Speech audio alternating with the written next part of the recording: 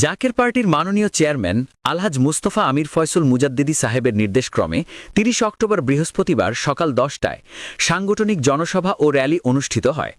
অনুষ্ঠানে উপস্থিত ছিলেন জাকের পার্টি ঐক্য ফ্রন্টের সাধারণ সম্পাদক সরওয়ার হোসেন সানি, ঢাকা জেলা দক্ষিণের সভাপতি আব্দুর রাজ্জাক, মাওলানা আবুল কালাম আজাদ রুহিতপুরী, জাকের পার্টি মৎস্যজীবী ফ্রন্টের কেন্দ্রীয় সহসভাপতি আলী আব্বাস সহ অঙ্গ সংগঠনের নেতৃবৃন্দ তাদের বক্তব্যে দলীয় প্রধানের নির্দেশনার উপর গুরুত্বারোপ করেন এবং সংগঠনের কার্যক্রমকে আরও গতিশীল করার প্রত্যয় ব্যক্ত করেন। সাংগঠনিক জনসভা শেষে একটি বর্ণাঢ্য র্যালি এলাকার গুরুত্বপূর্ণ সড়ক প্রদক্ষিণ করে।